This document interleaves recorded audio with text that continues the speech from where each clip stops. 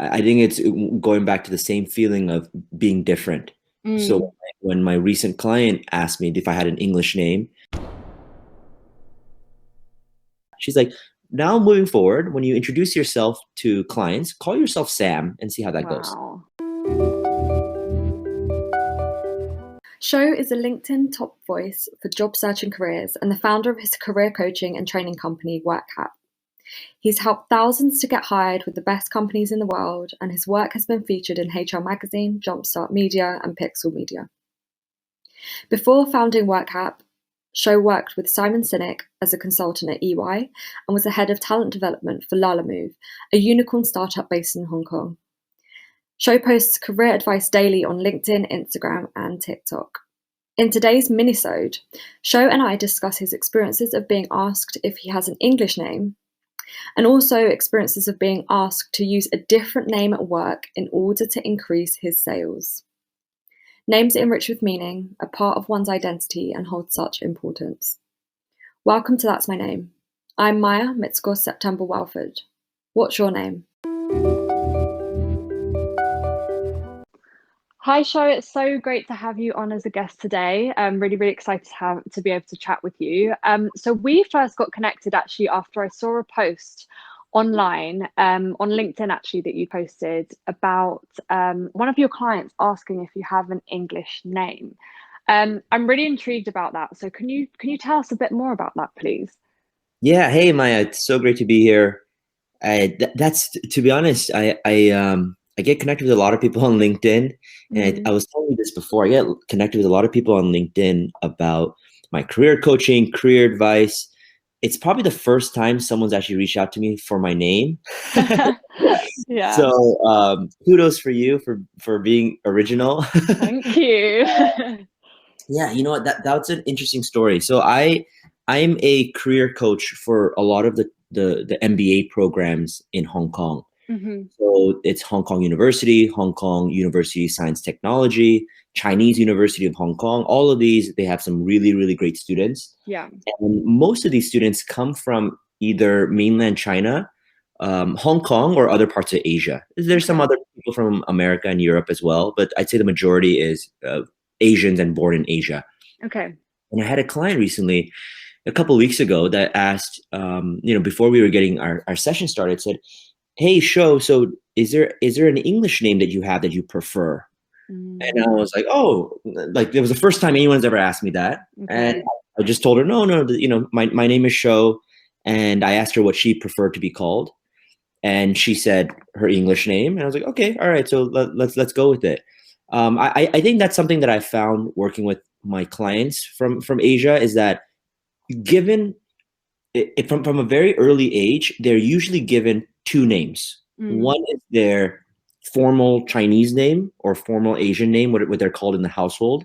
And the second name is they're giving an English name when they interact with somebody from more Western part of the world. So I'm originally from California.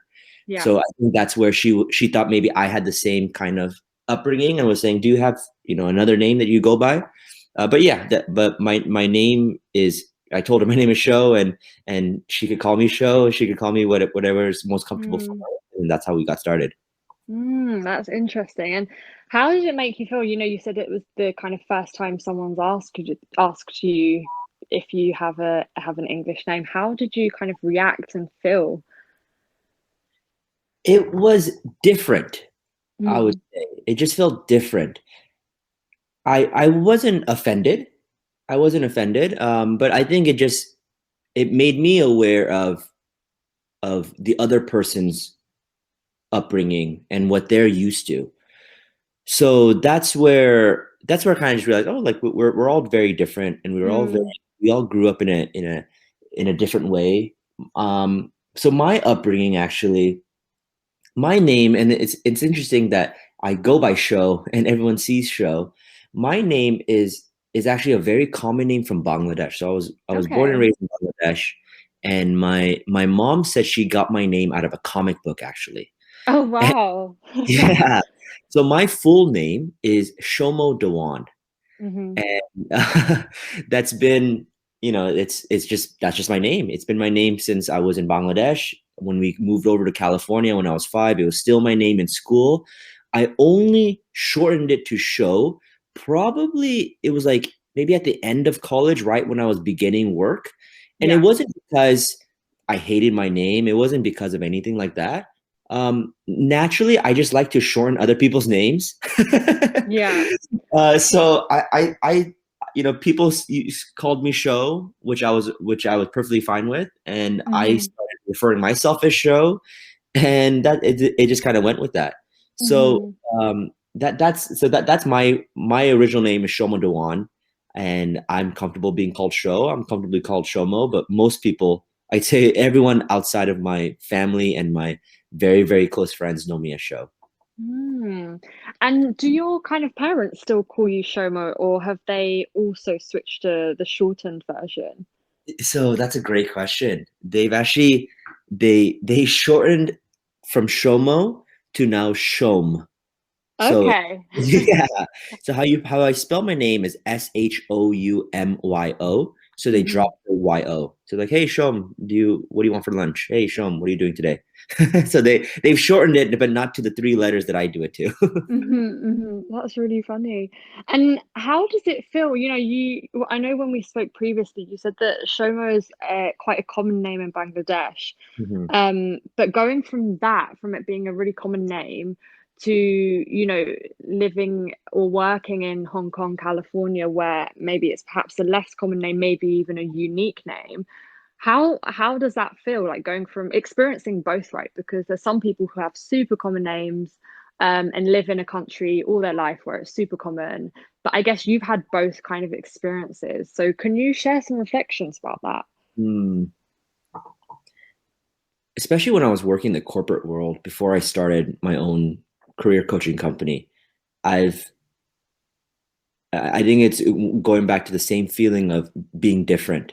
So Mm, when my recent client asked me if I had an English name, I had those feelings I've had before. I just never had anyone ask if I had an English name. So mm, I started work. My first job out of college, I was a management consultant at Ernst and Young. I moved from California to New York for that job, and yeah.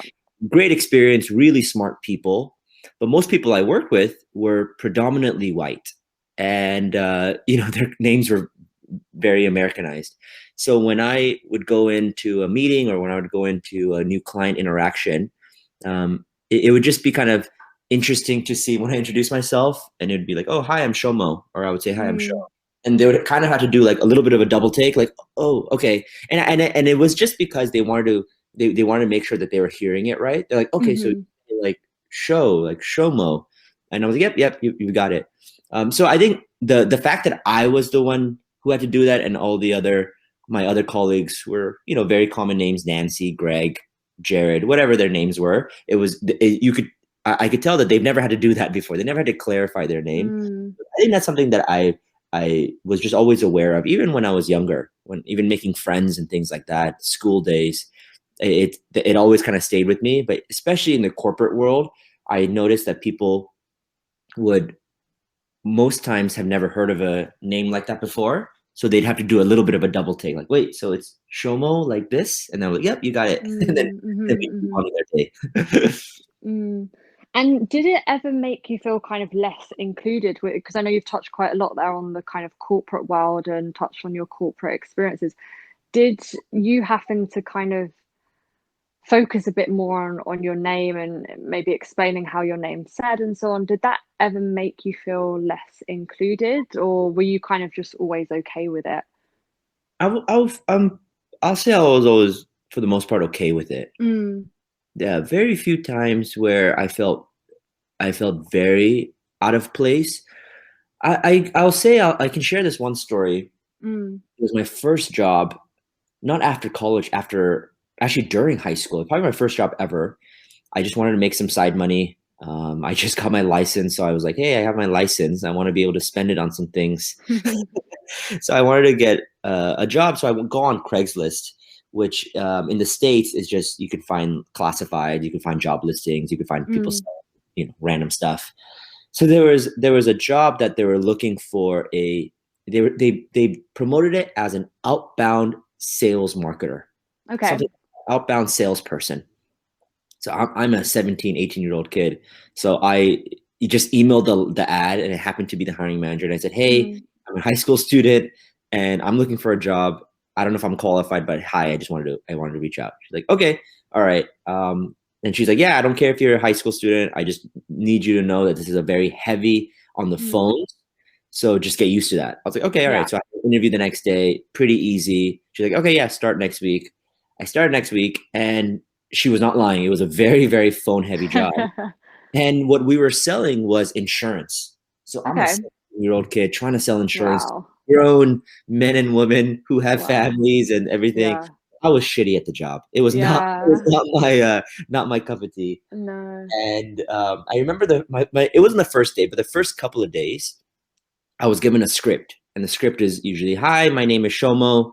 I'm from this insurance company, and I'm asking about your insurance need. And, it's just the usual salespeople spiel. And the second or third day, my boss, she came up to me. She's like, hey, Shomo, like, good job on getting the calls out. I noticed that the conversions, I mean, you're still working at it, so it's okay. But she's like, have you ever considered being called anything different other than Shomo for clients? Yeah. And I was like, you know what? I do know my name is, like, it starts with S. I've considered maybe Sam before. I think that would be something common for clients to say. She's like, okay, yeah, why don't we go with that? She's like, now moving forward, when you introduce yourself to clients, call yourself Sam and see how that goes. Yeah, so that was probably my first ever corporate or working world experience of knowing that my name was different. My name was different. And I was Sam for the rest of the summer. Wow. And did your colleagues then go on to call you Sam, or was it just when you were kind of calling up potential kind of clients? You know what? That's actually a great question. They actually started calling me Sam too. What? I actually didn't. I kind of forgot about that. But yeah, thinking about it, they actually did say, "Hey Sam, can you help me with this?" Hey Sam. So that was actually kind of my name. From my whenever I worked, it was like 9 to 12 or 9 to 2 p.m. Whatever hours I worked, I was Sam, and I came out of the world. I came out of the working world, and then I was back to being Shomo or Sho. Wow, I can't imagine that. Like, I can't imagine that kind of scenario where someone's kind of questioning my name or saying that, or maybe in a way kind of implying that because of my name's not Western or easy to engage with or pronounce or remember, that's leading to like less cell conversions, right? Because she came up to you on your second day and was saying, basically that, right? So how did that make you feel? At that time, I think I was just too young to process it. Yeah. She was my boss. It was my first job. I said, yep, I can do that. And I did it.